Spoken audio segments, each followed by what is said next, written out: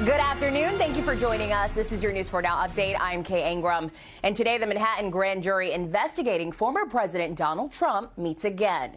That's as the former president escalates his attacks on District Attorney Alvin Bragg. News 4's Tracy Strahan is in Lower Manhattan, where the grand jury will meet this afternoon. We have learned that another witness is expected to testify before the grand jury investigating the alleged hush money payments that Donald Trump made to adult film star Stormy Daniels. And it comes as his rhetoric over the weekend has been under the microscope. Now, this morning, we know more than a dozen local lawmakers held a rally in Harlem in support of DA Alvin Bragg. Bragg has received death threats, even white powder mailed to his office last week with a letter saying, quote, "Alvin, I am going to kill you." Well, that was the latest in what a senior law enforcement source described as several hundred threats aimed at Bragg as his office continues to investigate Donald Trump. Now, the former president spoke out before sunrise on his Truth social media platform. Just after 1 o'clock this morning, Donald Trump wrote in part, quote, "Remember, the DOJ is running the local Manhattan DA's prosecution. They just don't want their fingerprints on it."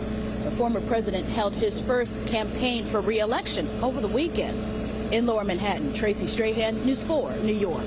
Tracy, thank you. Now, this just in out of New Jersey. We've just learned the Attorney General is planning to take over running the Paterson Police Department. That's according to a senior official familiar with the matter. A news conference is expected to begin in about 20 minutes to detail the plan to strengthen the trust between the community and law enforcement. Paterson has had a number of recent controversial police shootings, and separately, several officers were arrested and convicted by the feds on corruption-related matters. News 4 will monitor that news conference and have the latest on our website and app.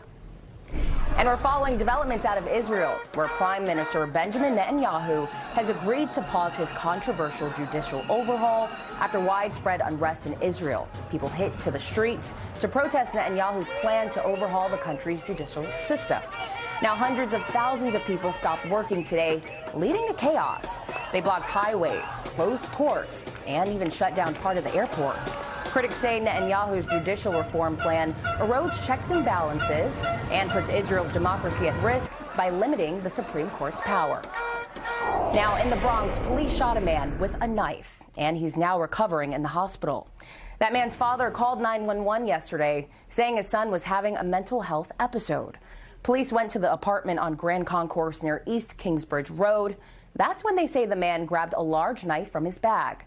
We're told he refused to drop the weapon, and that's when police shot him. The officers give numerous instructions to drop the knife, at which time he does not comply. They discharge the firearms, striking the subject.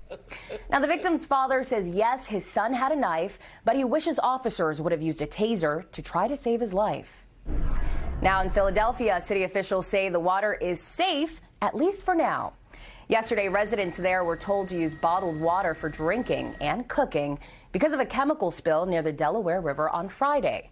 Then officials changed their tune, saying the water currently reaching customers was treated before the spill got to Philadelphia.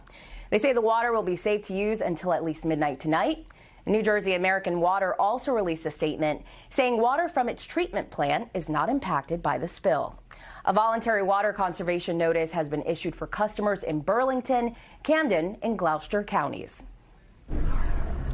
And we've got beautiful sunshine outside right now, but it's not going to last. It is nice, though. 58 degrees. Enjoy it while it's here because the clouds are going to roll on in. You can see on the radar on satellite there is rain in Pennsylvania. This is moving in our direction, and it arrives here just before the evening commute. So you can see the clouds will build. Temperatures stay in the 50s. We see showers during that commute through 6 and even 7 p.m. So you will need the umbrellas. Have them handy. Then the cool weather dominates. You can see in our exclusive 10-day forecast, we dry out tomorrow, but the high temperature only 51 degrees. So you'll feel the difference there. Sweater weather perhaps for tomorrow.